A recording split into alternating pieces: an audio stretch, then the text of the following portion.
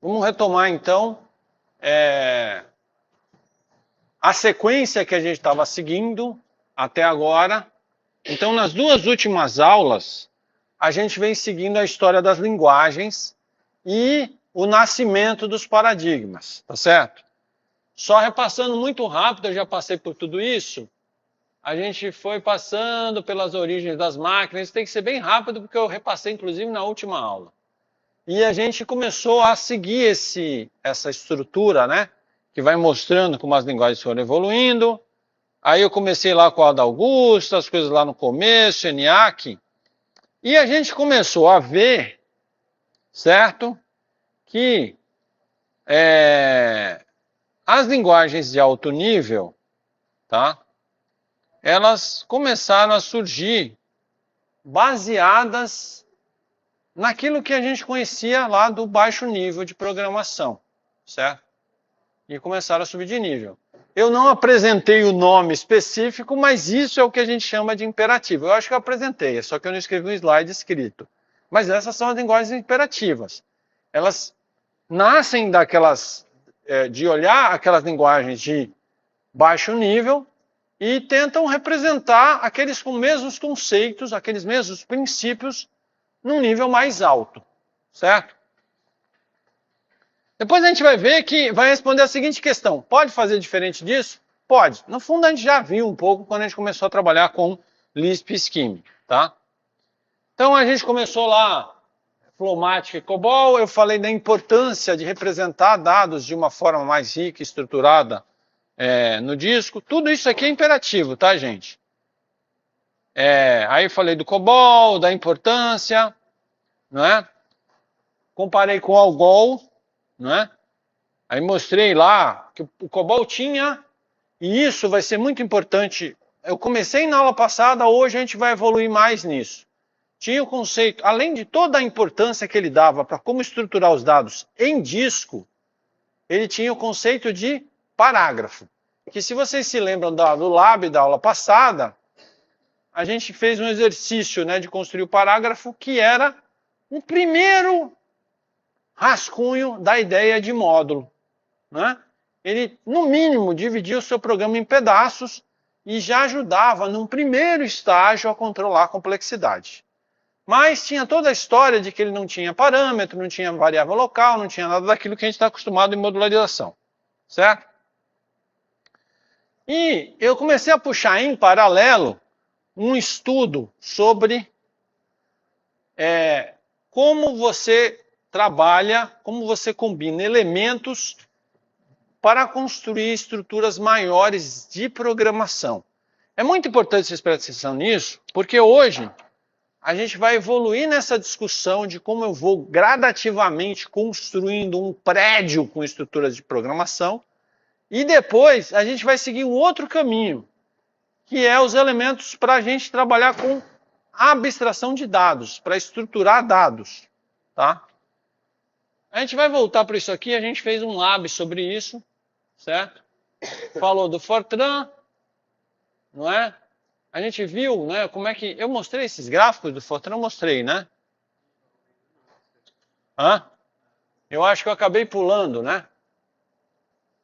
Mas isso aqui é quando eu queria comparar o Fortran versus o COBOL, tá? Para mostrar para vocês o seguinte. O custo, o que estava se investindo, certo? Em computadores, na verdade foi diminuindo. Por que eu chamei medida indireta? Porque esse aqui é um gráfico, eu não achei a medida direta, certo? Então eu tive que usar muito direto. Isso aqui é um gráfico que está mostrando o crescimento da capacidade dos computadores, certo? Indiretamente, ele está mostrando que o custo do computador está caindo, certo? O computador está ficando mais barato, tá? Esse aqui é um outro gráfico que está mostrando o preço da memória, né? Quanto custava a memória, certo? Indiretamente, ele está mostrando quanto a gente tinha de memória disponível na história, porque no começo a memória era extremamente cara, então você não tinha muita memória. Por que eu estou mostrando esses dois gráficos? Porque quando a gente analisa as linguagens e o desenvolvimento delas, a gente sempre tem que analisar o contexto histórico. Não adianta a gente achar que a gente pode analisar sem pensar na história. Até hoje a gente tem que pensar nisso. As linguagens elas vão mudar muito com o nascimento das LLMs, tá certo? Elas vão mudar bastante. E a gente tem que levar isso em consideração.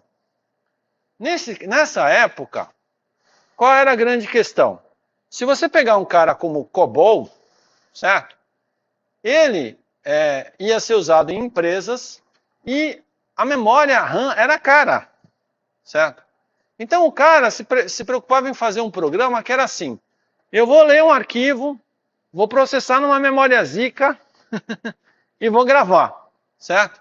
E era isso. Os programas, você não fazia grandes malabarismos na memória do computador, tá certo? Então essa é uma das questões.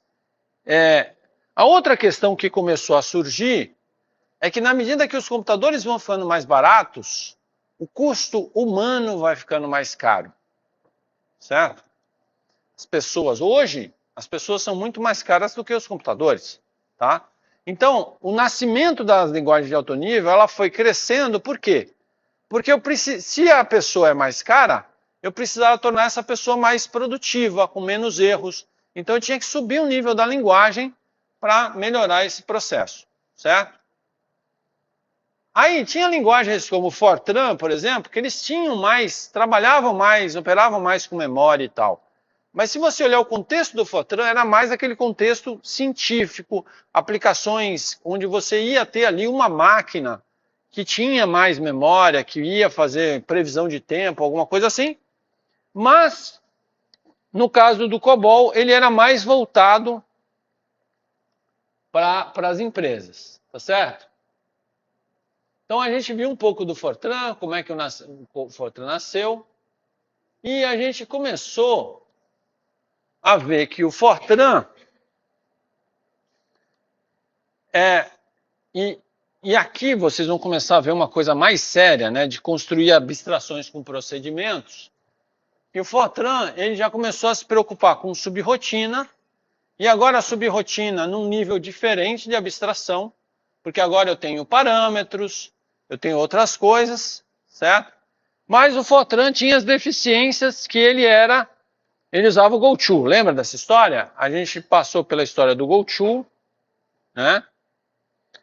O efeito espaguete, do Fortran. E a gente chegou no Algol. Eu acho que eu cheguei a falar do Algol. Não falei do Algol. Você aprofundou o Algol. Tá. Então, como é que o Algol nasceu? Tá. Então, olha só. A linhagem dele veio do Fortran. Tá vendo? Ali. Ele já veio uma descendência do Fortran. Então, vamos pensar o que era o Fortran e o que virou o Algol. O Fortran era uma linguagem que era dessa família mais científica, vamos chamar assim, e se preocupava mais com como você vai representar as coisas na memória, como é que você vai construir rotinas mais sofisticadas. Então, o Algol, ele nasceu nessa pegada, só que o Fortran, ele era feito pela IBM para um tipo de máquina. E o pessoal queria generalizar isso, não queria criar uma máquina, uma linguagem que fosse específica para uma máquina. Então nasceu o Algol. O Algol era independente de máquina, era projetado por um comitê internacional, então isso já era uma vantagem. Eu já falei do Algol, porque eu me lembro que ela foi descrita pela BNF, que é o Backus-Naur Form, que é um modo formal de descrever uma gramática. Tá? Então nasceu o Algol. Então o Algol 60, ele vai influenciar um monte de gente a partir daí. Vocês vão ficar impressionados como ele influenciou gente a partir daí. Tá? Mas ela em si nunca foi amplamente adotada. Mas ela tem várias coisas que você vai ver nas linguagens modernas. Por exemplo, ela tem estrutura de bloco, parâmetros por valor por referência, procedures recursivas, vetores estático-dinâmicos, tá certo? Bom, vamos seguir a nossa jornada. Na nossa jornada, agora, a gente passa pelo Pascal, certo? Alguém já usou Pascal alguma vez? Não? Pois é, Pascal foi uma criação desse cara, Nicolas Witt, que na minha época era muito conhecido, porque Pascal era a linguagem introdutória na faculdade. Era essa aí, tá certo? Aí vocês vão dizer, pô, mas não era C? Por que não ensinava C? Vocês vão ver que o C ele veio surgir mais para frente, ele dependia de um sistema operacional que era o Unix, que não era tão difundido ainda quando eu fiz faculdade, e que, portanto, a gente não tinha tanto acesso. Mas aí depois veio o C, mas o C era considerado, acho hoje, olhando retrospectivamente, era considerado uma linguagem de não tão alto nível quanto Pascal, a gente chamava de médio nível, mas eu hoje discordo. Eu acho que o C, ele tem algumas diferenças ali do Pascal. O Pascal é um pouco menos, ele é um pouco mais, vamos dizer, amigável e didático em algumas coisas, faz verificações um pouco mais robustas, mas não é tão mais alto nível que o C. Então, tem toda uma história que eu não vou entrar em detalhes, senão eu vou ficar só dando aula de história, tá? Mas o Wirth, Nicolas Wirth, ele participava do comitê que criava o Algol, né? E aí teve uma versão do Algol lá, que eles queriam que saísse o Algol 68, e esse Algol saía e não saía, e aí o Nicolas Wirth criou ali com um grupo um negócio chamado Algol W, né? E depois, mais para frente, ele resolveu criar o Pascal, que é inspirado na proposta do Algol, mas era mais simples, certo? E essa linguagem foi muito popular no contexto educacional, tá?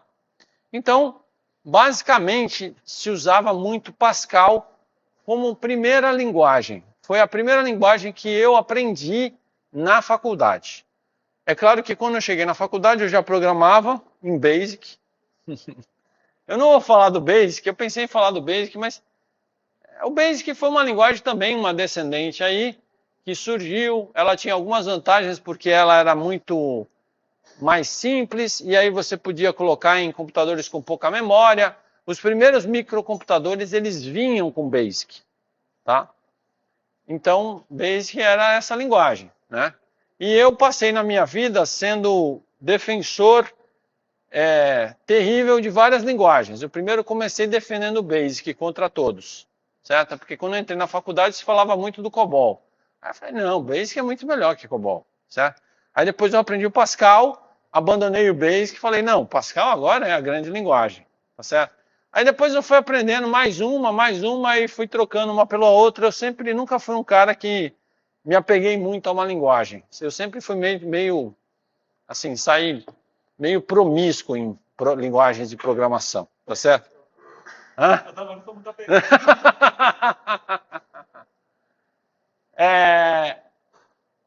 Então, daí, o Niklaus Wirth, ele foi um cara que criou vamos dizer assim, uma cruzada pessoal de linguagens. Ele foi criando várias linguagens. Essas linguagens, na verdade, foram afetando outras. Não sei quais que foram muito utilizadas. Eu também não vou entrar em detalhes, porque elas se parecem muito umas com as outras. Eu só vou tentar pensar algumas que foram importantes em certos aspectos, certo? E uma delas é o módulo A2. O módulo A2 é um descendente do Pascal, certo? E ela foi a primeira linguagem comercial, porque teve coisas antes disso que suportavam, a suportar tipos abstratos de dados. Meu André, o que é suportar um tipo abstrato de dados? Alguém sabe me dizer o que é suportar um tipo abstrato de dados? Tem que se lembrar da última aula. O que é suportar um tipo abstrato de dados?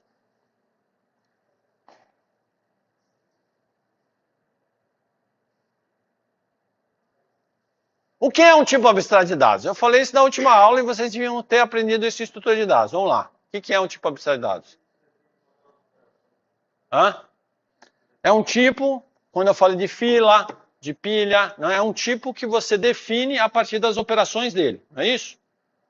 Agora, por que eu estou dizendo que o módulo A2 suportava um tipo abstrato de dados? Então vamos entender isso agora. E aí vocês têm, claro, que um lab, né? É óbvio que vocês têm um lab para fazer isso. E um lab tão bom quanto aquele do COBOL e do Fortran.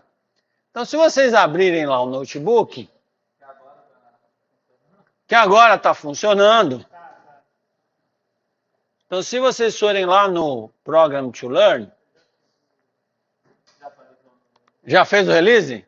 Que o Heitor, inclusive, fez um release para gente. Se vocês abrirem aqui agora...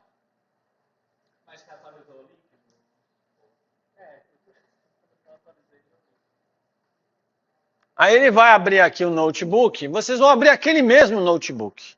Só que agora eu acrescentei mais uma tarefa. E para hoje, vocês só vão entregar essa tarefa a mais. As outras duas vocês podem deixar em branco, porque vocês já fizeram na aula passada. Tá certo? Apesar de que se vocês tiverem ela à mão, vai ser útil para vocês. Mas tudo bem, vamos lá. Então aqui, ó, em paradigmas, dynamics, process abstraction, modularization. Então, eu quero seguir com vocês isso aqui, porque isso vai ser vital na aula de hoje. Certo? Vamos nos lembrar o que a gente fez. A gente começou simulando o parágrafo do COBOL, não foi isso? E o parágrafo do COBOL, ele era o quê? Ele é como se fosse um módulo sem parâmetros, não é isso que a gente fez? Bom, a tarefa 2 foi simular uma função do Fortran, certo? Essa foi a mais fácil, porque você vai fazer uma função em Python, tudo bem? Agora eu vou pegar vocês, agora eu quero ver. Isso aqui é um código escrito em módulo A2. E agora sim! Agora sim. E eu tenho uma relação sentimental com essa linguagem. Por quê? Porque o Delphi... Alguém já ouviu falar do Delphi? Não, né?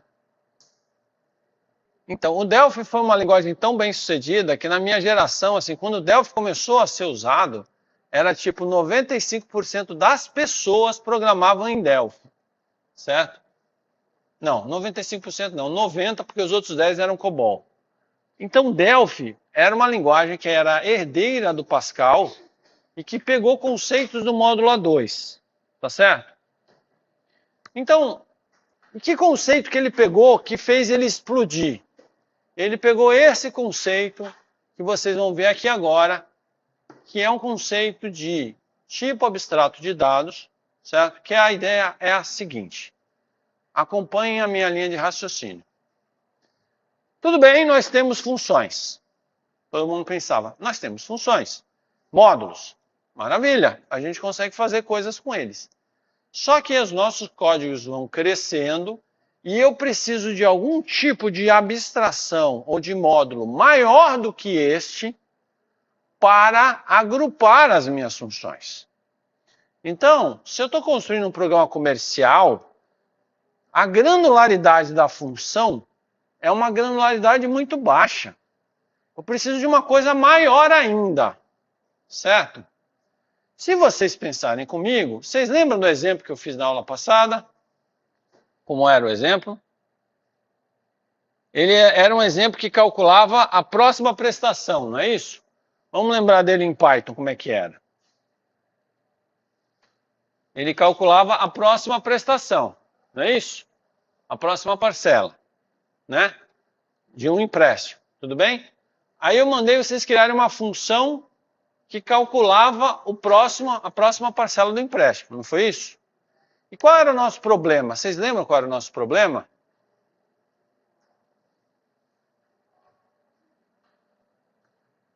Quem é que lembra qual era o nosso problema?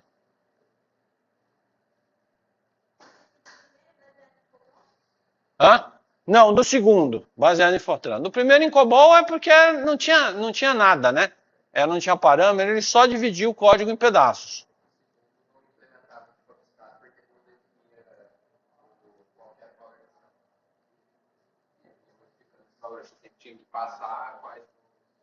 Ele não guardava o estado, né? O título abstrato que eu criei, ele teria que guardar o estado. Ele era uma máquina, lembram disso? Que eu pedi o próximo, ele ia guardando, né? Sempre o próximo, certo? E aqui não, aqui eu tinha um problema. E qual era o meu problema? O meu problema é que ele não guardava. E aí, como ele não guardava, todo mundo lembra disso? Está todo mundo lembrado disso?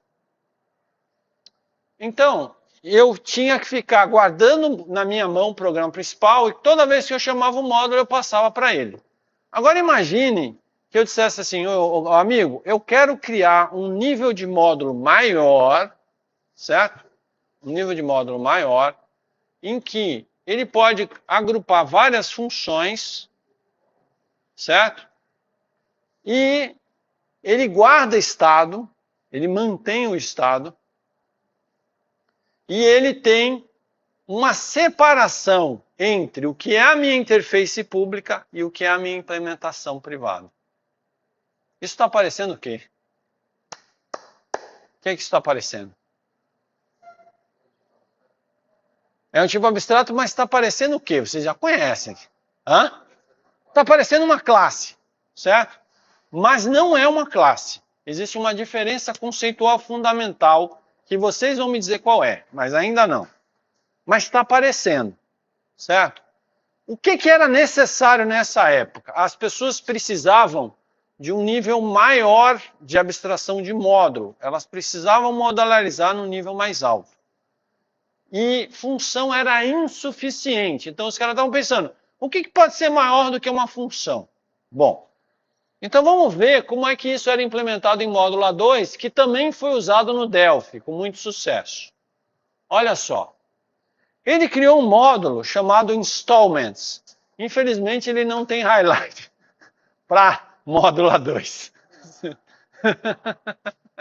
Até para Fortran ele tem, mas talvez se botar highlight em Pascal, até que fique bom. Vamos ver se ele tem. Vamos tentar Pascal para ver se fica bom. Tem para Pascal? Será? Bota aí para Pascal, que aí fica melhor para vocês. Mas também ele só está fazendo um highlight dos comentários, né? E tudo bem. Tudo bem. Vamos lá. Então vamos lá. Definir módulo installments. O que é um módulo? Presta atenção. O que é um módulo?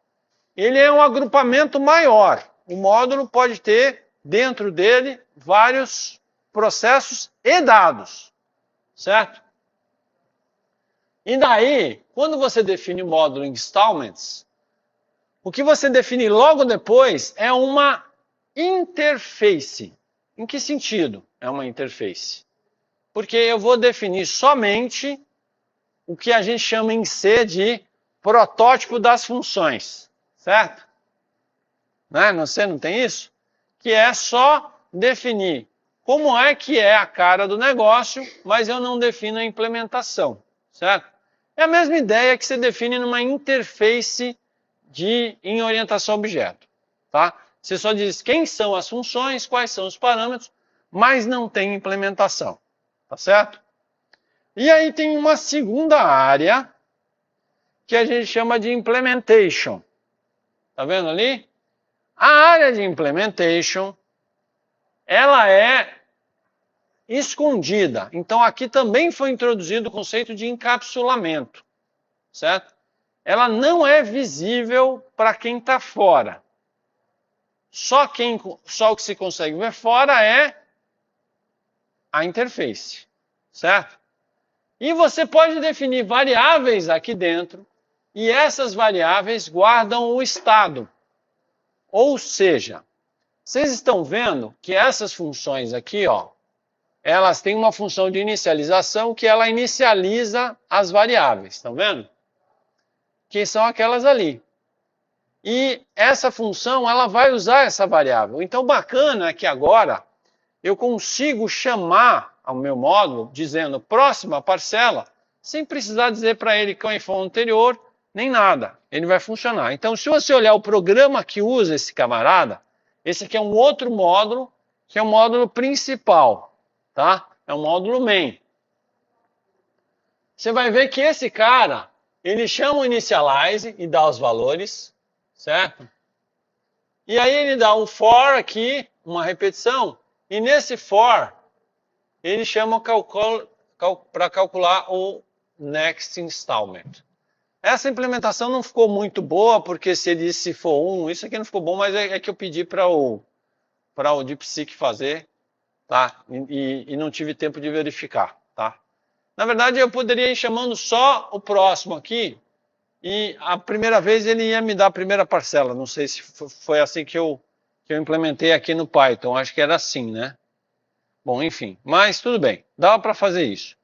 É que ele fez uma implementação um pouco porca aqui, mas tudo bem. Tudo bem? Todo mundo entendeu? Então, o que eu quero que vocês entendam? É que eu chamo o Calculate Next Installment e aquele módulo, ele guarda o estado para mim. Tá? Você entendeu? Agora, eu pergunto para vocês, qual é a diferença disso para orientação a objeto? Não tem herança, é uma diferença. Mas o que mais?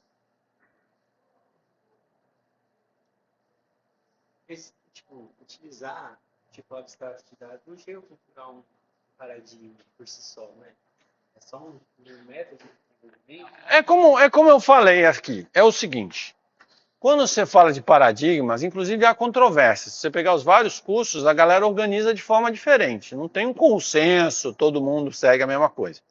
Mas a gente pode imaginar os três grandes paradigmas, né? Que é imperativo, funcional, quer dizer, imperativo, declarativo, dentro do declarativo você vai ter o funcional puro, né? Que é o... Haskell, o puro é o Haskell, mas a galera toda descendente, Lisp e companhia limitada, né? E aí depois você vai ter a família lá do Prolog, etc, que é baseado na ideia de lógica e outras coisas que a gente vai ver. Então essas são geralmente as três grandes divisões, né?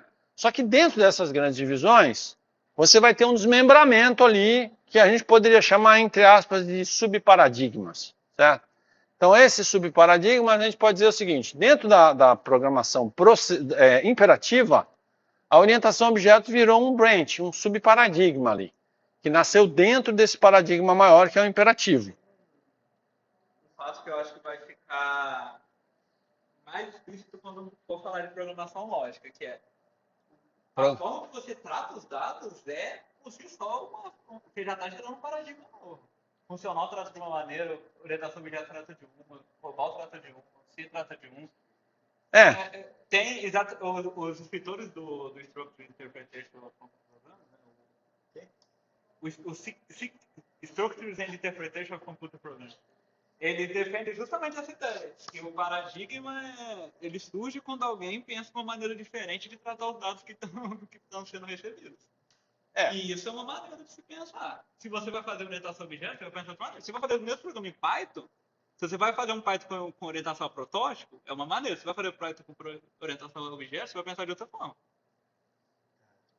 Então, na verdade, assim, a palavra paradigma que a gente usa, tá certo? Ela é uma é uma abstração de como a gente divide mais ou menos os ramos da coisa. Mas ela não é, não é uma marca. Tanto que a gente vai ver depois que as linguagens modernas, elas são meio promíscuas. Elas saem pegando coisa de paradigmas diferentes e enfiando dentro delas, tá certo? Para meio que... Certo? Hã? Essa parte da programação interativa, foi bem que você explicou aqui.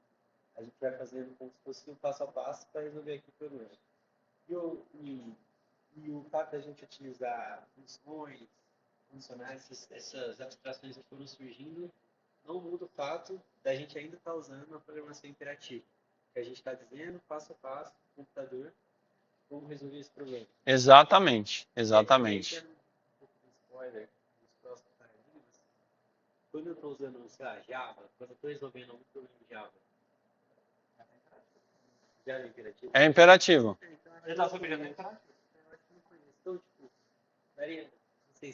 Quando a gente começar lá, Prolog, aí vai falar de paradigma de programação em lógica lá, né?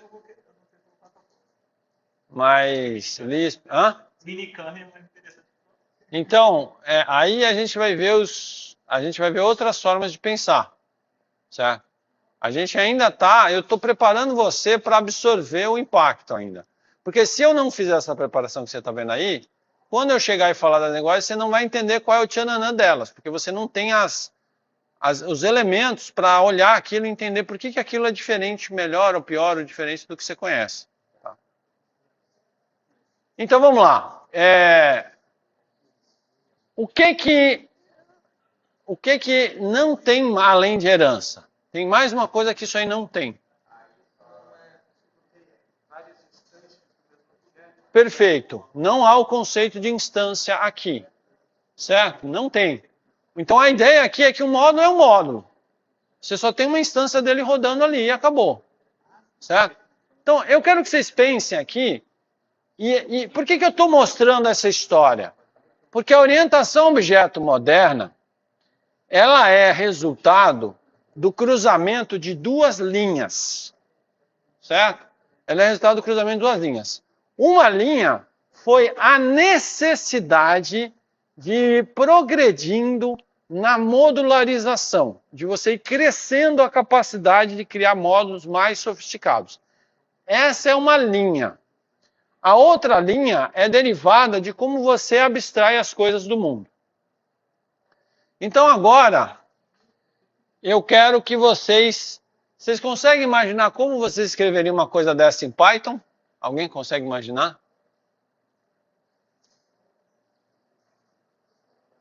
Dá para fazer isso em Python. Eu não sei se no notebook vai rodar exatamente se fosse num ambiente sem um notebook. Mas dá para fazer isso em Python. Como é que vocês fariam?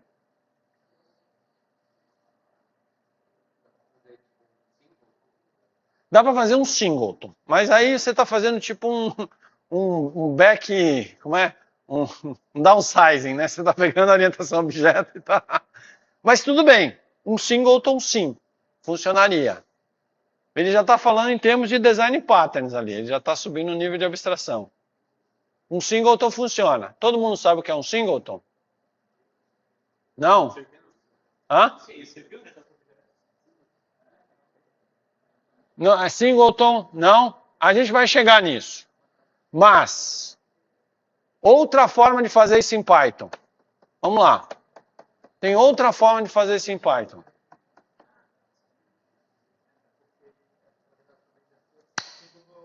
Vocês têm que ver o quanto vocês conhecem. É para isso que serve paradigmas. É para você conhecer a linguagem no coração dela. Como você faria isso em Python? De outro jeito. Hã? Então, se você estiver usando um singleton, você vai precisar de uma classe. Não é? Um singleton. Eu vou falar de singleton, é que singleton já chega em design patterns, né? Bonito não, é horrível, mas é muito mais bonito que orientação a objeto. Ela é simples, na verdade. Ela é simples, tá? Vocês já criaram... A gente usa a palavra módulo para outra coisa aí, pai. Se você pegar a tradução do módulo que a gente usa em Python, você consegue resolver esse problema. Consegue imaginar? Não? Cara, vocês estão usando pouco Python, hein? Estão usando pouco Python. Qualquer um que... Eu vou simular aqui, é porque eu acho que no notebook ele não funciona do mesmo jeito, certo? Mas eu vou simular como se fosse no ambiente real, certo? Tudo bem? Então eu vou fazer o seguinte com vocês aí. Vocês conseguem fazer? Conseguem? Eu vou dar um tempo para vocês imaginarem. Vamos lá, que isso é uma tarefa para vocês fazerem. Tentem fazer aí. Eu vou dar um tempo para vocês tentarem fazer isso aí. O que foi que você fez?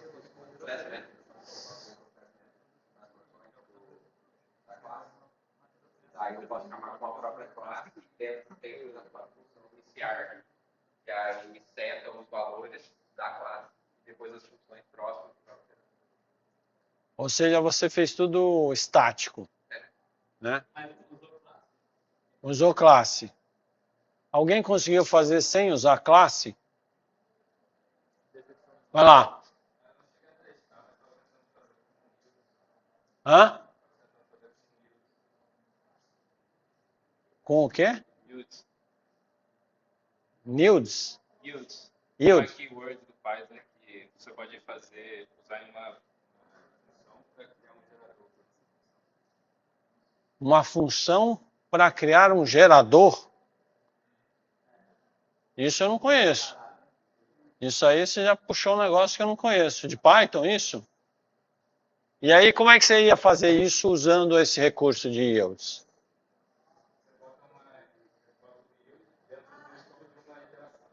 Ah, E aí, toda vez que você chama a função, tá. Ele mantém um estado dentro da interação. Tá.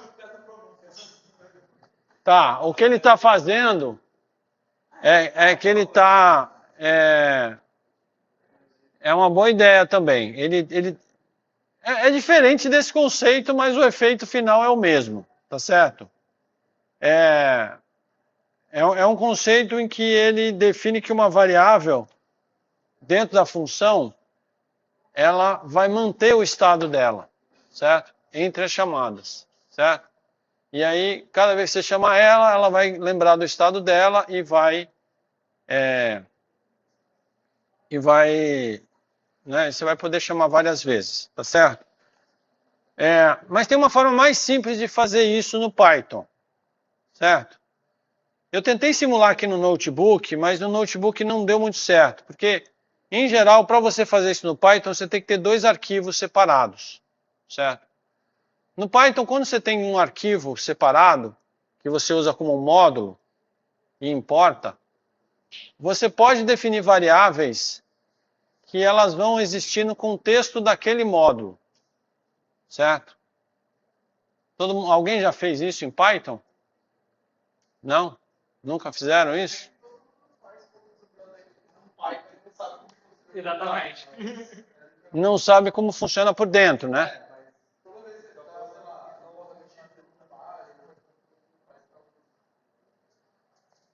Então, peraí, deixa eu ver se eu tenho um exemplo para mostrar para vocês aqui. Só um instantinho. Peraí, vou parar, vou dar uma pausa aqui.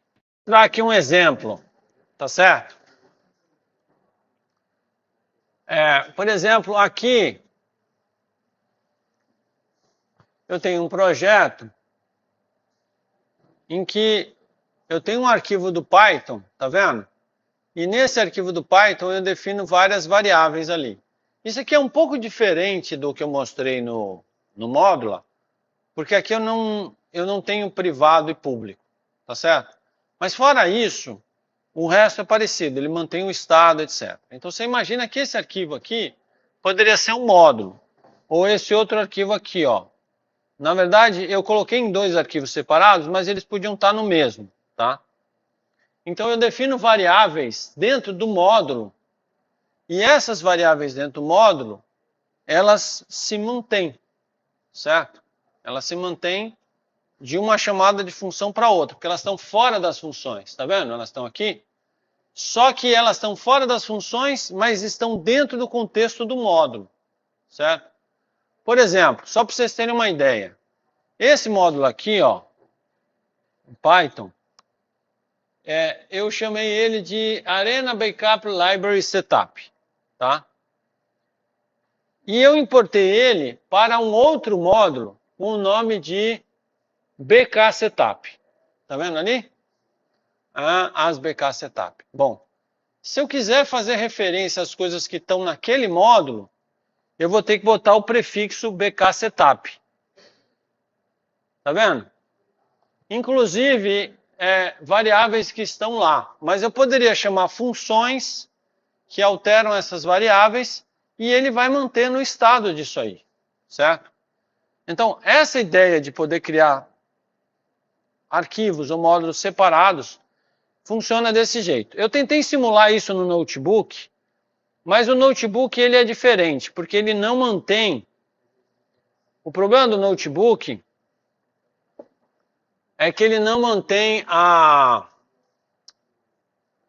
ele não se comporta como os arquivos independentes, tá certo?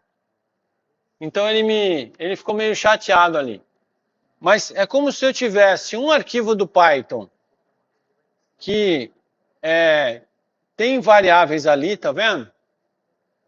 E as funções usassem essas variáveis. Só que eu tive que dizer que ele usa variáveis globais aí, tá certo? Isso porque ele não está se comportando, né, como um módulo, enfim. Mas você está vendo que esse aqui é como se fosse um módulo. Ele vai ter o estado dele e vai ter as funções. E esse cara vai chamar o módulo sem se preocupar com a manutenção do estado nem com nada. Então isso que eu estou fazendo em Python simula o que a gente chamava de tipo abstrato de dados. Tá certo? Legal. Chegamos num ponto X do processo. Daí, tchanã, nasceu um negócio chamado programação orientada a objeto. Mas antes de a gente entrar em programação orientada a objeto, eu quero retomar um negócio que eu passei meio corrido na última aula. Que foi aquele exercício que a gente fez. Qual? O da hipotenusa. Tá errado? Calcule o cateto oposto e a hipotenusa. Hã? Ela está escrito usando a função square, defina uma função hipotenusa que calcula o cateto oposto e a hipotenusa. Mas é que calcula só a hipotenusa, né? É verdade. Não sei porque ela. Usando a função square, define uma função hipotenusa que calcula o cateto oposto e a hipotenusa. Esse cateto oposto não existe, né? Que calcule a hipotenusa. Eu pensei que você estava falando que a função estava escrita errado, enunciado. É errado porque não define square na mão, né? Não, aí também você já quer demais. O cara quer criar a linguagem inteira. Peraí. Mas vamos lá. Eu queria só, porque eu terminei meio correndo essa parte, e essa aqui tem uma coisa importante. Por que a gente fez esse exercício? Vocês lembram que vocês fizeram a gramática, né? E que eu comecei falando a gente começou falando da forma mais simples de dar um nome para alguma coisa. Aí a gente falou que a gente avalia combinações das coisas, tá certo? E essa aqui é uma forma diferente de pensar em composição, certo? E é por isso que eu quero que vocês prestem atenção nessa forma diferente, porque lá na frente a gente vai retomar isso, tá? Quando a gente for lá para os outros paradigmas. O que é uma forma diferente? Aqui eu defini a função square, tá? Isso aqui a gente já fez, e se a gente calcular square 8, ela vai funcionar. Tudo bem. E aí, uma das coisas que é legal, eu também consigo fazer isso numa linguagem imperativa, mas não de uma forma tão, digamos assim, talvez tão elegante quanto essa. Para construções mais simples como square, sim. Mas vamos ver, por exemplo, quando eu quero calcular uma hipotenusa. O que eu usei para calcular a hipotenusa?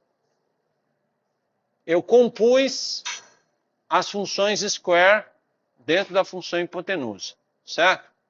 Então, o que eu estou fazendo aqui? Eu tenho o mesmo problema. Eu quero construir coisas de um nível mais alto, arrumando coisas do nível mais baixo. Só que eu estou seguindo um caminho diferente, certo? O que significa um caminho diferente?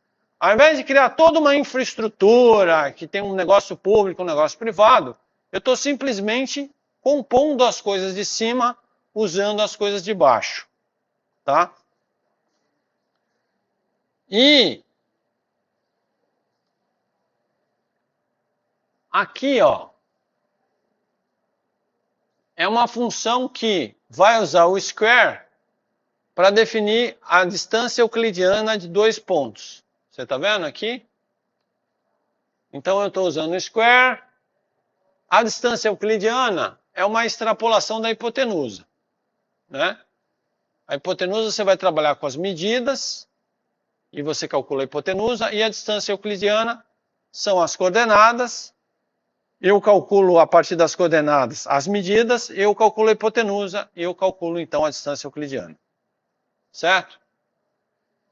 Agora, por que eu fiz isso? Porque agora eu quero mostrar um recurso muito interessante, que é você ficar pensando, né, nessa composibilidade e na forma como você atua com ela. Certo? Eu quero agora fazer, quase que eu chamaria de um downgrade aqui. A partir da minha distância euclidiana, tá? Eu quero calcular outro tipo de distância euclidiana a partir da origem, que é como se fosse o Pitágoras. O que é uma distância euclidiana a partir da origem? Eu quero dar um valor x e um valor y, e eu quero calcular a distância euclidiana da origem. Então eu quero criar uma função que se chama distância euclidiana da origem. Certo? O que eu estou fazendo aqui?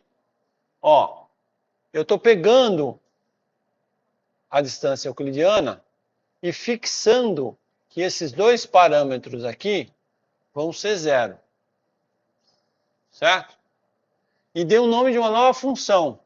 E agora, ó, se eu chamar a distância euclidiana da origem, eu não preciso passar mais 4 coordenadas, eu passo 2 e eu vou conseguir compor essa função. O que mudou disso que eu fiz aqui com aquele outro caminho? Nesse caminho, eu estou escolhendo a composibilidade, a capacidade de ir compondo coisas maiores a partir de coisas menores, como o meu valor principal. Certo? E aí eu estou conseguindo sair do mais simples para ir para o mais complexo. Tá? Na outra estratégia, eu estou criando estruturas, novas estruturas, para compor coisas mais complexas a partir de coisas mais simples. Então, o meu problema central, que é o problema que vai subsidiar a nossa discussão agora, é que, por trás de todo esse problema que a gente está vendo aqui,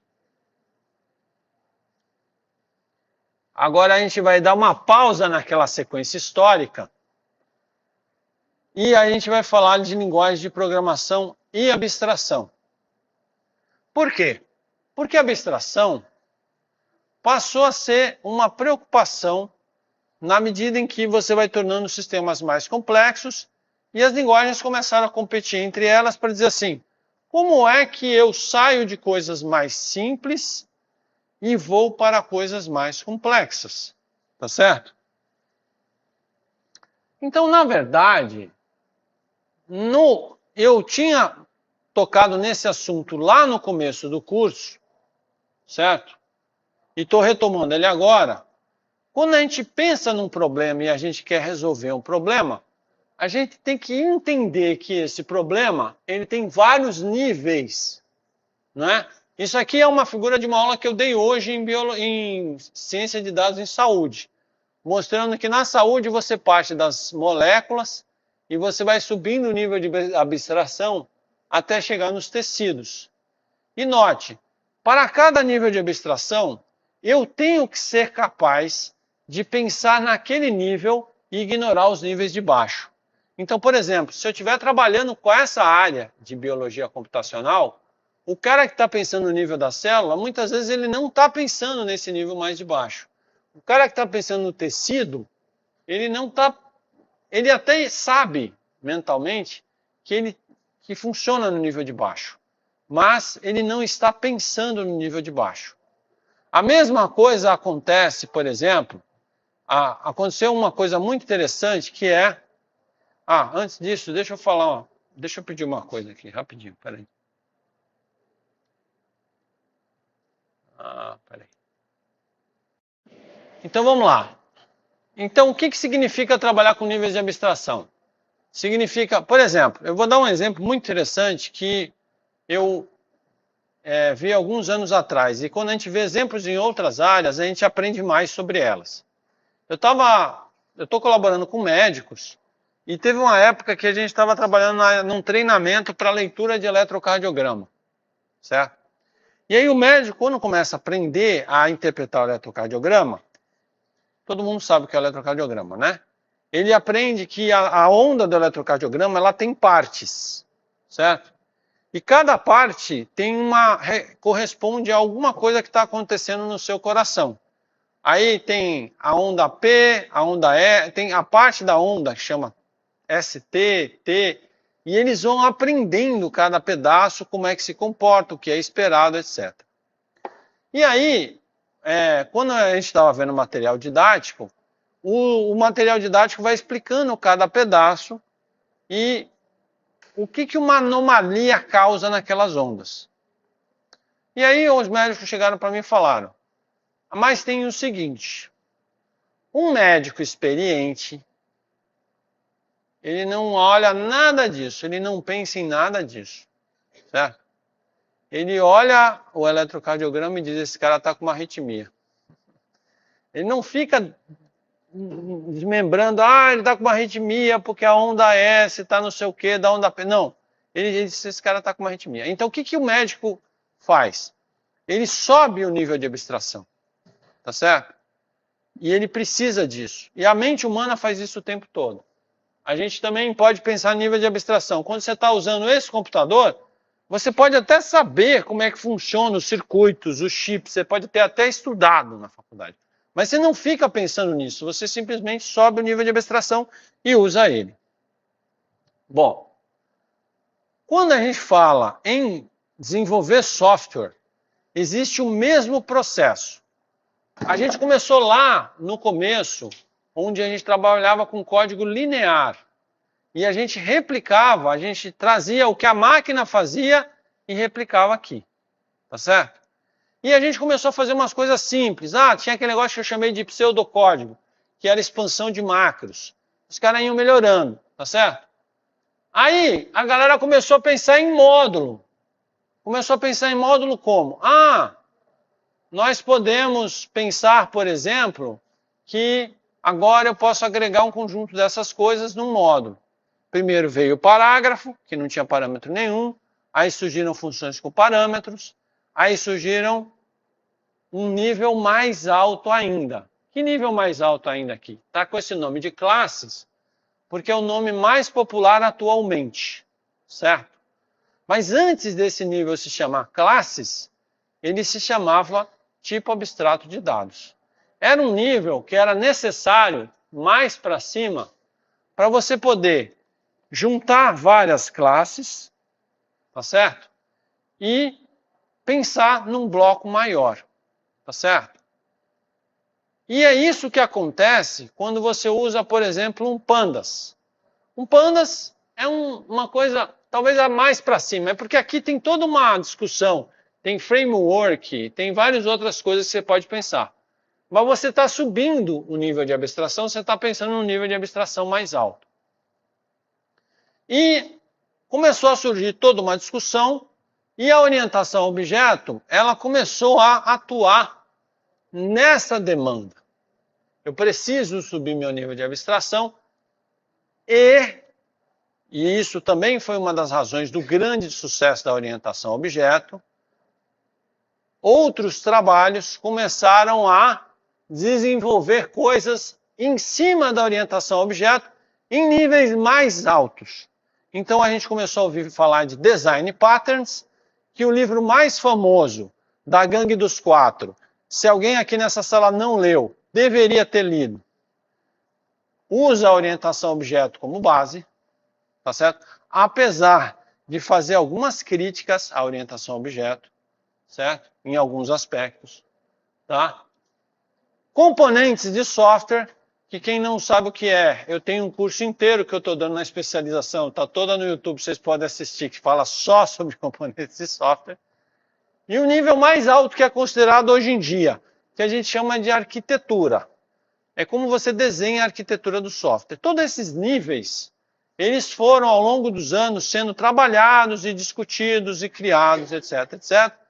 E cada nível desse passou a existir porque um nível de baixo se estabeleceu. Por exemplo, se você não tivesse a orientação objeto, você talvez não falasse de singleton. Porque o singleton é um design pattern, mas é um design pattern que está associado à orientação objeto. Quer dizer que só em orientação objeto dá para fazer design pattern? Óbvio que não. Você consegue fazer design pattern em qualquer paradigma, tá certo? Só que esses especificamente que a gente usa são baseados na orientação objeto e elevam o nível de discussão, tá? E aí, quando eu voltar, por exemplo, do médico, que eu falo assim, o médico não olha o eletrocardiograma. É como se aquelas coisas que ele aprendeu no começo, ele estivesse vendo aqui, ó. Tá? Só que o design pattern é como se o cara dissesse assim, o cara está tendo uma arritmia.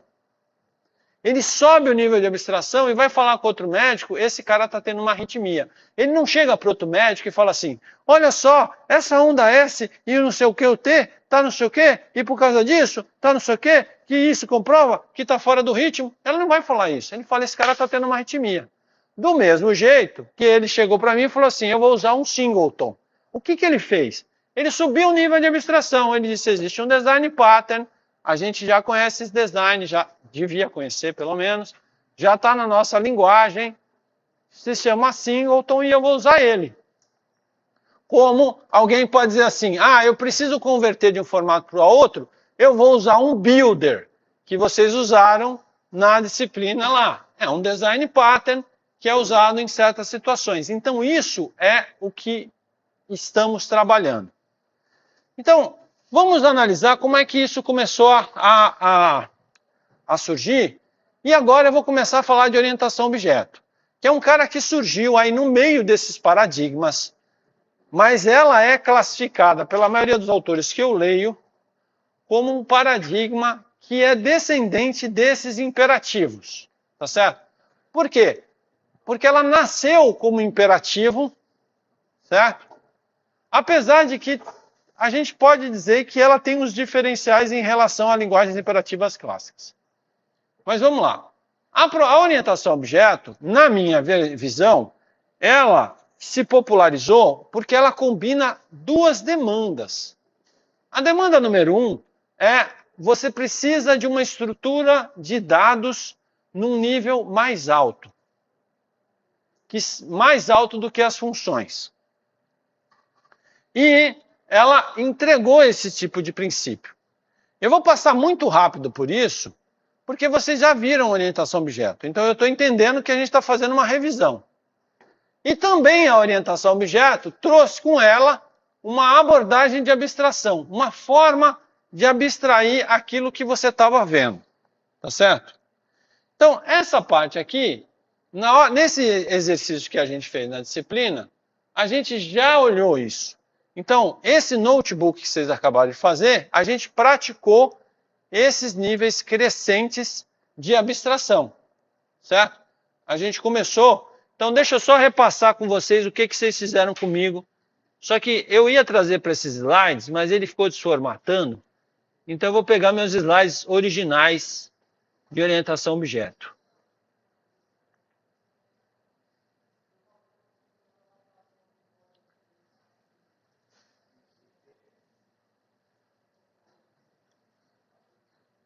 Então, esses aqui são os meus slides de orientação objeto, tá certo? Então, aqui está o caso do empréstimo que eu falei para vocês, tá? E aí, peraí, deixa eu só ver se continua gravando. Continua, né? Eu mostrei para vocês, falei sobre tipo abstrato de dados, tá certo? Que é uma maquininha. Essa máquina de números naturais eu já falei, e aí a gente falou do empréstimo, né? Não, isso aqui é número natural ainda. E aí a gente falou do empréstimo, eu defini o que era, e como se fosse uma máquina, onde você fala novo empréstimo, e aí depois você tem próxima parcela, e assim vai. Aí o que eu fui mostrando? Eu vou tirar aqui está em C, tá? Eu botei para vocês fazerem em Python. No primeiro momento, eu mostrei que é inspirado na noção de parágrafo do COBOL, que a gente tem módulo, a gente só separou o módulo. Mas esse módulo não tinha o estado, não tinha nada, certo? Parâmetro nem nada. Então, aqui tem vantagens e desvantagens, a função não depende do espaço global, mas ele precisa usar as variáveis de estado globais, né? Aí depois eu mostrei para vocês que a gente poderia criar funções com parâmetros, certo? Aqui, eu parametrizei as funções, mas eu precisei manter o estado corrente na função principal. Na parte 3, a gente usou um conceito que aqui eu estou definindo em C, mas que eu mostrei em Python, que é o da ideia do tipo abstrato de dados. Um módulo que consegue guardar o estado das coisas, tá certo? E, finalmente, eu tenho um problema aqui. A gente falou que esse módulo, esse tipo de abstrato de dados é legal, mas ele permitia só um empréstimo de cada vez. E se eu quisesse fazer vários? Aí surge a ideia de instância. Então, como estrutura de dados, ela foi crescendo, né? E tem várias coisas que eu poderia mostrar para vocês aqui que são descendentes dessa abstração. Por exemplo, eu poderia imaginar essa máquina em funcionamento como se fosse um objeto. E esse objeto mantém um estado, e cada vez que eu chamo as operações vão ser o que eu vou chamar de métodos, né? Enfim. Então, essa é a parte da estrutura, tá? A outra parte da linguagem que evoluiu foi a parte da abstração, que é uma parte que surgiu a partir de uma ideia de conceber objetos com uma abstração do mundo real, tá? Então, vamos ver um pouco da história, certo? Vocês não sabem o que é isso, mas isso é a forma como se escutava músicas no meu tempo. Pelo menos no filme, né? Tem aquela piada. Não, é porque isso é da minha época também. Tem aquela piada de que as pessoas dessa geração não sabem para que serve uma fita cassete e uma caneta Bic. Vocês sabem? O que você faz com uma fita cassete e uma caneta Bic? Você já conhecia a piada, né? Mas na verdade não é assim. Você sabe como a gente fazia? Não, tinha que estar na época. Você encaixava a caneta e girava a fita cassete assim, ó. Assim nem ia ficar. Você pensa quanto você ia levar? Hã? Não, é porque você encaixava a caneta Bic com a tampa nesse giro aqui, ó. Hã? Mas você girar na mão, pensa quanto tempo leva. O que você faz? Você segura a caneta e gira a fita cassete. Vai muito. Hã? E ainda tinha uma história que o vídeo também foi assim, tinha fita de vídeo VHS. E aí você pegava emprestado na locadora e quando você devolvia, você tinha que devolver rebobinado, senão você pagava a multa. Quando chegava no final. Bom, então vamos lá. Se você vai pegar a história da orientação a objeto, certo? Você vai ver que teve várias influências. Por quê? Primeiro você tem que imaginar o que estava acontecendo na época, certo? Então, na época, surgiu o conceito do Sketchpad. A gente está falando de 1962, gente. E esses caras, eles foram capazes de imaginar uma interface que tinha uma canetinha, certo? Que você desenhava na tela, ele ia montando o objeto, e tinham várias coisas que você conseguia fazer isso. Isso você está vendo aqui não é um sonho, nem uma simulação. Os caras fizeram isso em 1962, certo? Se você soubesse quanto de dinheiro que a Adobe gastou para fazer a mesma coisa com a tecnologia moderna, você estaria elogiando. Não, realmente. E esses caras, eles já na época do Sketchpad, eles começaram a pensar no que a gente pode chamar hoje de objetos. Por quê? Porque eles começaram a imaginar as coisas, por exemplo, eu tenho uma forma, né? Ela pode pertencer a uma certa classe, né? Eles não implementaram desse jeito, mas eles influenciaram a forma como as pessoas passaram a pensar desse jeito. Que objetos da mesma classe, eles deveriam ter comportamentos equivalentes, certo? Daí, isso aqui é o Sketchpad para vocês verem de perto. Porque eu acho que pela imagem não dá para entender que o 4 é só o segundo que o cara trouxe para frente. O objeto em si, ele conseguia redimensionar à vontade. Em 1962, com uma caneta e um quadro preto. É importante pensar isso. Não sei se vocês estão notando o quão forte é isso em comparação com o que a gente consegue fazer hoje. Hoje em dia, quando você bota um engenheiro aqui da Unicamp para fazer a mesma coisa em Python, o cara fica 3 dias criando 1 bilhão de objetos. Essa época era tudo no vetor, tudo na memória direta.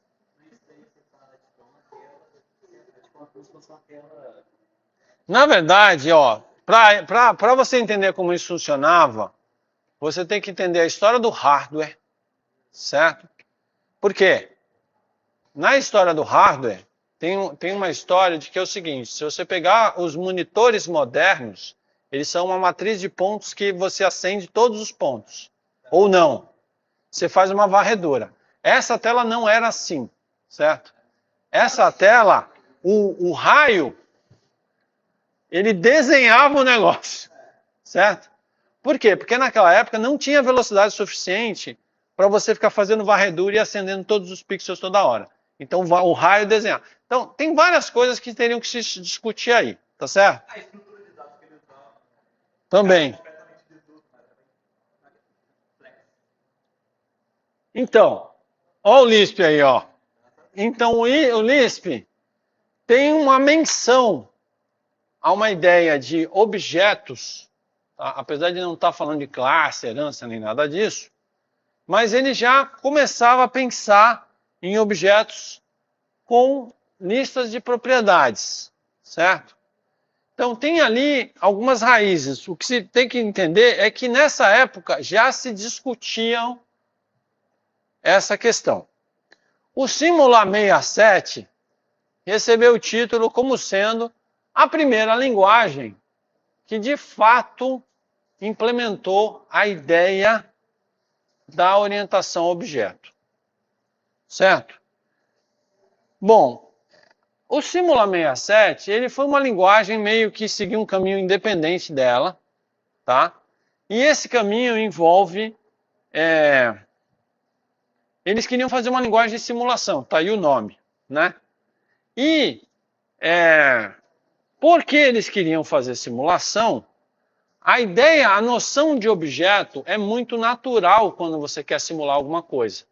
Você consegue pensar em objetos, classes de objetos, porque se você está querendo simular, você já está, na linguagem, abstraindo objetos do mundo real para você simular. Então era natural para quem estava escrevendo a linguagem que eles começassem a pensar dessa maneira, certo? Aí alguém pode me dizer assim, mas André, por que eu não uso Simula hoje? Certo? Há teoria sobre isso. E uma das teorias é o nome da linguagem. Certo?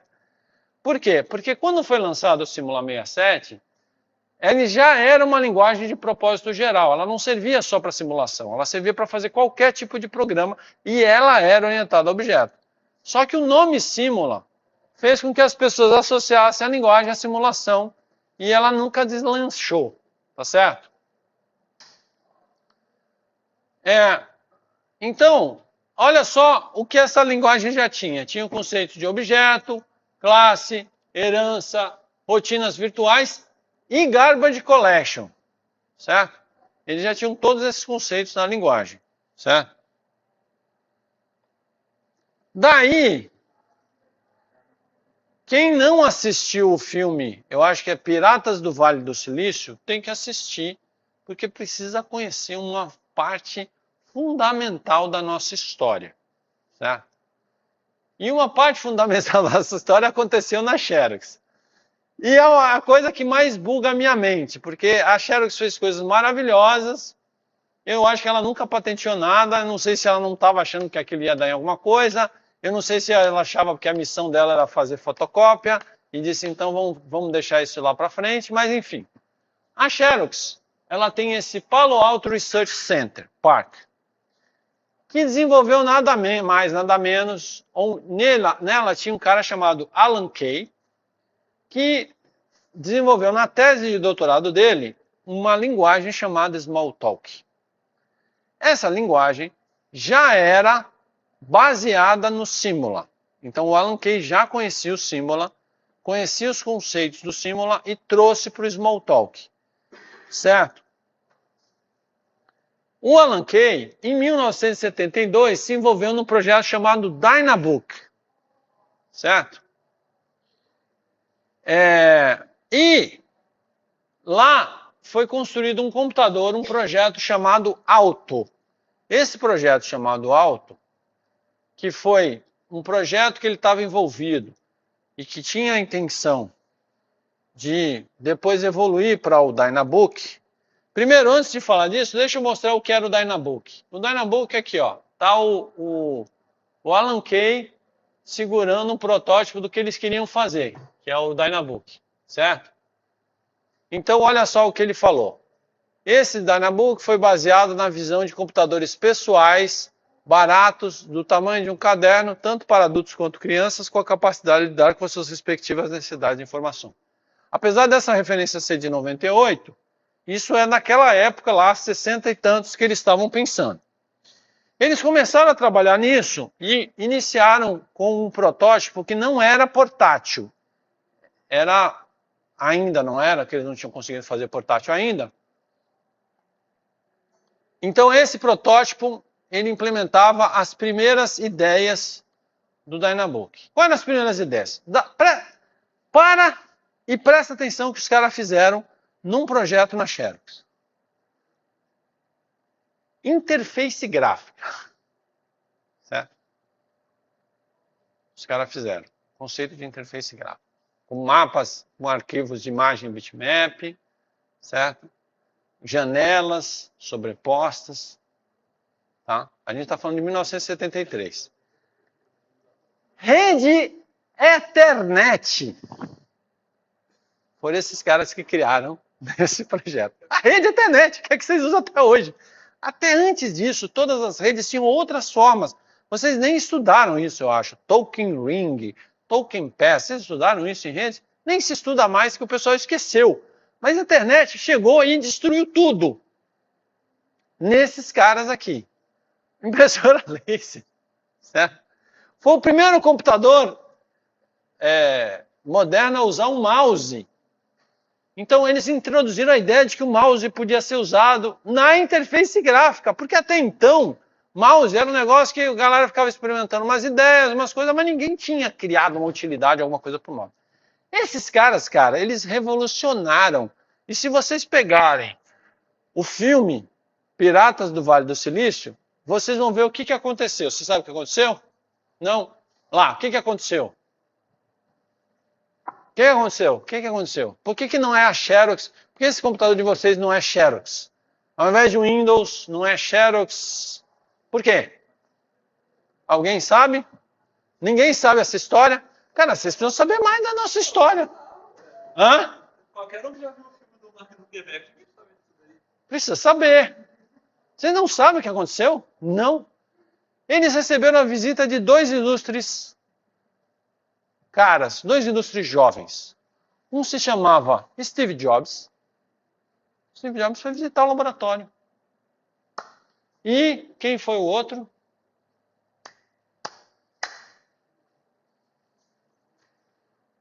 Como eu não tenho intimidade, eu chamo ele de William Gates. Certo? Bill Gates. Bill Gates e Steve Jobs foram fazer uma visita ao laboratório. Eles chegaram lá, olharam o negócio funcionando e falaram assim: pô, legal esse negócio aqui, hein? Bacana isso aí que vocês estão fazendo. Tem patente? Não, não tem patente. Acharam que você acha que isso aqui não... É tipo um projeto secundário que a gente está fazendo aqui dentro. O negócio deles é fazer fotocópia. Então, não tem patente? Que chato, né? Não sei o quê. Os dois voltaram correndo, um tentando passar na frente do outro. E disseram, cara, nós temos que lançar isso. Aí surgiu o quê? Surgiu o Mac com a interface gráfica.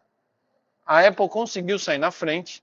A Microsoft tentou fazer, lançou o Windows 1. Alguém já usou o Windows 1? Ninguém nunca usou o Windows 1. Eu usei o Windows 1. Eu passei um dia instalando o negócio. Quando instalou e funcionou, eu usei por 30 minutos e falei, não entendi para que serve isso. E aí, sério, o Windows 1. O Windows só foi virar alguma coisa quando a Microsoft fez um acordo com a IBM para construir a próxima geração de sistema operacional. Eles começaram a construir o OS 2. Aí a Microsoft, em paralelo, estava fazendo o Windows. Diz ela que sem copiar as coisas do OS 2, não é? E antes do OS 2 ser lançado, ela lançou o Windows. Essa é a história curta, breve, e eu posso contar em detalhe depois para vocês, mas não vou contar em muitos detalhes, porque senão... Mas basicamente a história isso foi a base do que vocês estão vendo hoje no mundo moderno. E é por isso que aí esse cara chamado Alan Kay, que tem gente que dá pouco valor para ele imaginou essa linguagem chamada Smalltalk. Essa linguagem, apesar de não ter sido a primeira linguagem orientada a objeto, foi a linguagem que popularizou a orientação a objeto. Então as pessoas começaram a falar de orientação a objeto, discutir orientação a objeto, por causa do Smalltalk, certo? Só que o Alan Kay, ele estava imaginando uma linguagem que era muito casada com a ideia de interface gráfica, certo? Então, o Smalltalk, ele tinha muito essa conversa com a interface gráfica, tá certo? Ele não era uma linguagem como os parentes dele, que apesar de você pode programar Smalltalk independente, né? Mas ela já tinha, tanto que tem vários conceitos como o estilo arquitetural Model View Controller, que foi discutido nessa época, tá certo? Então notem, tudo isso voltou para onde? Bom, vamos ver o que estava acontecendo na sala da justiça enquanto isso. Enquanto isso, na sala da justiça, depois do módulo A2, então aqui é o módulo A2, o ADA é outro que também tem isso. Quem é que surge? Um cara chamado C. Certo? Quem é esse cara chamado C? Esse cara chamado C era um projeto que começou com um negócio chamado CPL, que virou BCPL, que virou B, certo? E o B foi a primeira linguagem de alto nível do Unix. Ó quem está surgindo aqui, um sistema operacional novo, tá certo? Que era o Unix. E o Unix deu origem ao C, certo? O C, ele foi desenvolvido por esse cara, Dennis Ritchie, na Bell Laboratories, tá certo? Aliás, o Dennis Ritchie tem um livro clássico de linguagem C, que na minha época todos liam para aprender C. Hoje em dia eu nem sei mais o que se lê para aprender linguagem C, tá certo? O que o Dennis Ritchie fez? Ele pegou o BCPL, que é o antecessor do B, e casou com conceitos que ele viu lá no Algol. Então, as coisas de função, não sei o quê, parará. Só que, note, qual é o ecossistema onde o C nasceu? O C nasceu no ecossistema do Unix. Ele foi usado para implementar coisas do próprio sistema operacional. E, em 1973, eles reescreveram o sistema operacional em C.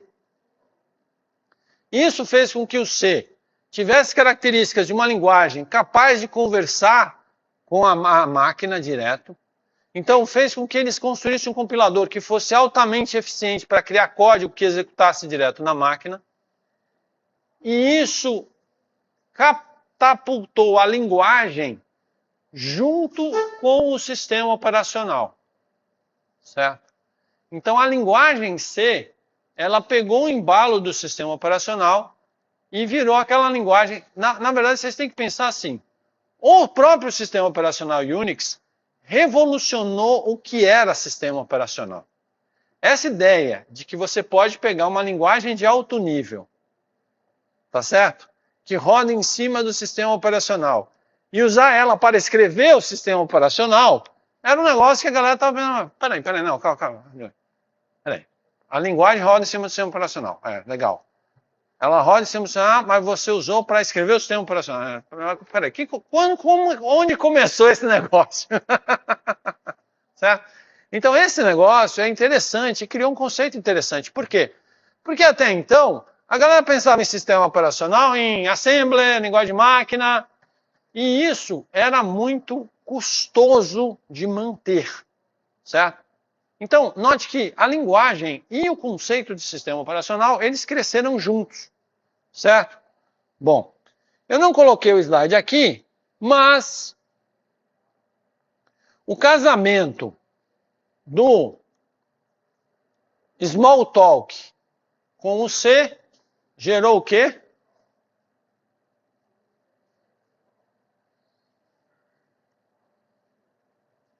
Casamento Smalltalk com o C. C++. Tem que falar o nome correto da época. C++ ou C++? Tinha um nome antes. Tinha um nome antes, mas eu não... C com classes. Era o nome do C com classes. Por que virou C++ e não C com classes? Era DC. Não, porque não é mais... Porque C++ não é C com classes desde que saiu o primeiro C++. C++ aceita tudo que você escreveu lá. Tem que fazer funcional. Bom, então, o C++, ele surgiu como uma derivação dessa família Smalltalk. Ele pegou as ideias do Smalltalk, pegou o C e disse: eu vou criar um C capaz de trabalhar com orientação a objeto. Certo? Mas o C++, ele não só trabalha com classes. O C++, ele trabalha com classe, herança, toda a parte de orientação a objeto, mas a linguagem acrescentou várias outras coisas à linguagem C, certo? E tem críticos do C++ que acham que o C++ ficou muito complicado, tá certo? Porque o C++ foi acrescentando mais um monte de tranqueira junto com, né? O C era uma linguagem mais simples, o pessoal começou a fazer um monte de coisa em cima do C++, e isso foi ficando complicado, tá certo? E aí nasce o conceito de orientação a objeto, certo? E esse conceito, eu não vou revisar com vocês orientação a objeto, concordam? Ou eu reviso? Não? Todo mundo aprendeu, né? Todo mundo sabe o que é uma classe, todo mundo sabe o que é herança, todo mundo sabe o que é interface, sabe? Polimorfismo, todo mundo sabe. Todo mundo sabe o que é binding estático e binding dinâmico.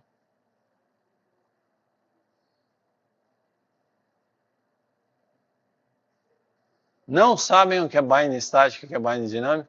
Não? Hã? Já vai falar disso? Para orientação a objeto é importante, né? Não, mas lá também a gente vai trazer. Mas eu vou puxar aqui o que é binding estático e binding dinâmico. Vamos lá. Todo mundo sabe o que é encapsulamento, todo mundo sabe o que é polimorfismo. Vamos falar de amarração. Vamos lá. Amarração. Tá. O que é a ideia de amarração? Certo? A ideia de amarração significa o seguinte. Imagina que você tem uma classe chamada empréstimo, certo? E que essa classe empréstimo, Você tem um objeto empréstimo. Então, ó, isso aqui é Java, tá? Todo mundo, vocês aprenderam Java? Aprenderam Java. Então, vocês sabem isso aqui, né? O que eu estou fazendo aqui em Java? Eu estou criando um objeto da classe empréstimo, certo? Com esses valores iniciais, e eu estou colocando a instância nessa variável empct, tá certo? Então, a instância de empréstimo, eu estou chamando aqui de empréstimo @2. E esse aqui é a classe. Tudo bem? Quando você cria uma instância de um objeto, tá? Eu acho que vocês têm consciência, ou espero que tenham, de que ele não cria uma cópia dos métodos para a instância. Tudo bem? Bem. Então ele não vai copiar os métodos, não é isso? Os métodos continuam na classe. Certo? Só que quando você chama o método, você chama o método da instância, não é verdade? A forma como ele vai amarrar a chamada do método ao método em si se chama amarração ou binding, certo? Tem duas formas de fazer o binding. As linguagens modernas, como Python, Java, elas só têm um jeito de fazer binding, que é o dinâmico, tá? Linguagens mais antigas, como C++, elas permitem que você controle o binding que você quer. Apesar de que o binding que a gente chama de estático, a gente vai ver que ele só tem uma vantagem e vocês vão me dizer qual é. Então, quando você chama a próxima parcela, o que você está imaginando, presta atenção, é que no meu objeto existe um ponteiro para o método em si que está implementado na linguagem. Tudo bem? Legal.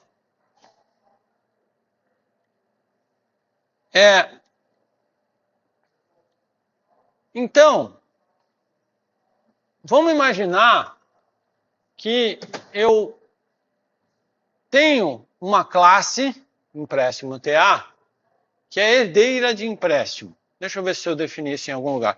É porque esses slides, eu estou roubando meus slides aqui. Empréstimo TA tem o método próxima parcela e ela é herdeira de empréstimo, que também tem o método próxima parcela. Legal? As duas classes, nenhuma delas é abstrata. É uma herança aí. Vocês têm que saber isso com... Agora, vamos imaginar que eu criei um código, certo? Que funciona assim.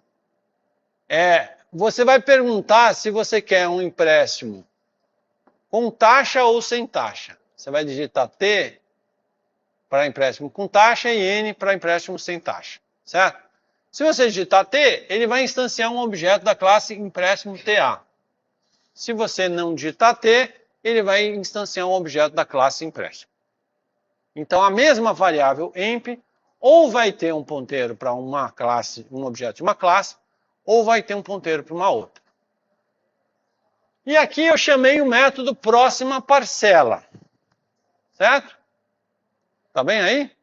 Pergunto para vocês. Se for instância da primeira classe, ele vai chamar um método. Se for instância da outra, ele chama outro. E aí como é que funciona? Porque se a gente olhar essa nossa figurinha aqui, tá? Você tá vendo? Como é que funciona essa brincadeira? Como é que funciona essa amarração?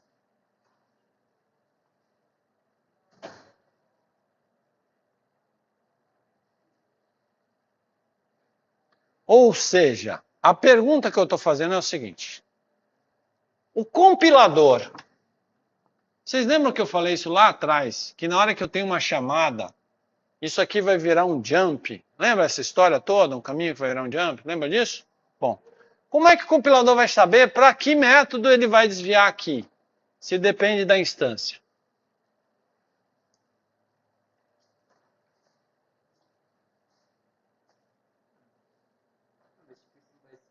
Quando for rodar, espaço programa já não vai estar desenvolvido isso. Porque, sei lá, quando passou daquele ele não vai chegar ali embaixo sem ter definido qual tipo de instância essa variável possui, entendeu? Mas você concorda comigo que o compilador não consegue resolver isso? Porque o compilador não sabe qual foi a decisão que você tomou. E pode ser mais de uma. Ele vai ter que ser resolvido em tempo de execução. E isso é o que a gente chama de bind dinâmico. Então, como é que eu resolvo em tempo de execução?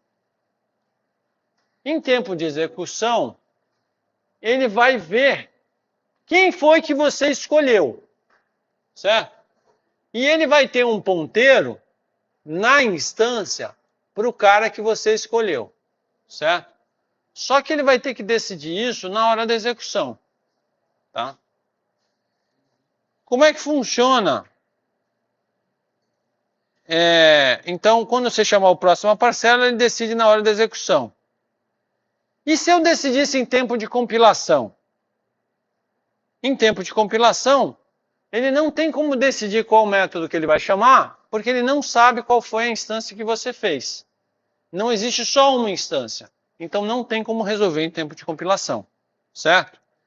Ele poderia chamar um ou poderia chamar o outro, tá? Então, a amarração é essa decisão que a máquina toma de qual método que ela vai chamar, ou qual subrotina, e ela pode ser estática ou dinâmica. Quando a amarração é estática, ela decide isso em tempo de compilação. Quando a amarração é dinâmica, ela decide isso em tempo de execução. Por exemplo, se você usar um C clássico e não o C++, ele sempre vai fazer amarração estática. Sempre. Por quê? Porque você vai chamar um método, não tem classe no objeto, você vai chamar um método, só existe um método que tem aquela assinatura, no compilador vai lá e na hora de traduzir, ele traduz para um endereço de memória que vai ser chamado. Certo? E é isso. E aí o código vai ser muito rápido, por quê? Porque o compilador, na hora de executar, não precisa ficar decidindo para que lado ele vai. Ele já sabe para onde ele vai. Pou. Então, se você fizer um negócio que chama muitas vezes o método, ele vai, e vai muito rápido. E isso faz diferença. Dinâmica não. Ele tem que decidir na hora. Então, uma ação estática realiza a ligação no momento da compilação. E a dinâmica no momento da execução. É o que a gente chama de ligação tardia. Certo? Então, essa é uma amarração dinâmica. Tá certo? A amarração estática, ela não saberia em quem decidir. Então, tem linguagens como o C++, que permitem que você faça amarração estática, a menos que você diga que ela é dinâmica. Tá certo? Como é que o C++ vai decidir com quem ela vai amarrar? O C++ decide pela classe que você declarou quando você declarou a variável. Então, se você declarou a variável como um ponteiro para empréstimo, ela já na hora da compilação vai ligar para a função de empréstimo. Ah, quer dizer que eu não posso fazer polimorfismo para essa referência? Não posso. Todo mundo entendeu por que eu não posso? Eu não posso fazer polimorfismo. Certo? Mas por que o C++ acrescentou essa possibilidade? Alguém imagina? O Java não tem, o Python não tem. Ah, já tem a resposta aí, né? Então, a amarração dinâmica, ela faz mais sentido. Tá? Não tem sentido você criar todo esse conceito de subclasse, ok? Se você não tem polimorfismo. Então, a amarração dinâmica, ela reflete a intenção do usuário. Certo? As linguagens modernas, Java, Python, JavaScript, elas só têm amarração dinâmica. É por isso que a maioria de vocês nunca ouviu falar. Certo? A linguagem C++ tem amarração estática e dinâmica. Você escolhe. Se você usar o prefixo virtual, você vai dizer que a amarração é dinâmica. Se você não usar, ela não é. A execução, quando você faz a amarração de estática, ela é mais rápida. Evite que você escolha o que você quer fazer em tempo de execução. Porém, é uma opção que você faz. E o C++ permite que você escolha. Quer ver? Ó? Isso aqui é C++. Tá? Então, você tem uma função polígono Tá vendo? E você tem um herdeiro triângulo. Tem triângulo, triângulo, retângulo e retângulo. Tá certo? Eu estou fazendo muito rápido aqui, mas a questão é, isso em C++, se eu declarar simplesmente isso e der o getArea, ele vai fazer uma amarração estática e não vai fazer polimorfismo, certo? Se eu declarar como polígono, ele sempre vai chamar o getArea de polígono, ele não chama da subclasse. Porém, se eu usar a cláusula virtual, aí eu estou falando para o C++ que eu quero uma amarração dinâmica. E aí ele vai decidir quem ele vai chamar em tempo de execução. Então as chamadas iriam para subclasses. Todo mundo entendeu isso? Então esse é um dos conceitos que foi instaurado na orientação a objeto. Tá? Isso tem coisas positivas e tem coisas negativas. Tá? O que mais? Bom, eu vou encerrar por hoje. Tá? Mas o que eu quero que fique aí como mensagem final para vocês, tá? Nesse bate-bola que a gente estava vendo aqui, e que a gente vai concluir na próxima aula, é essa questão de que esse trabalho que a gente está fazendo é para subir os níveis de abstração. As linguagens elas foram dizendo, eu preciso ter níveis de abstração mais altos, certo? E o que eu faço com eles? E aí, quando a gente for discutir as outras linguagens, a gente vai precisar trabalhar com esses níveis de abstração. Beleza? Para a próxima aula, vocês têm uma tarefa já, não é isso?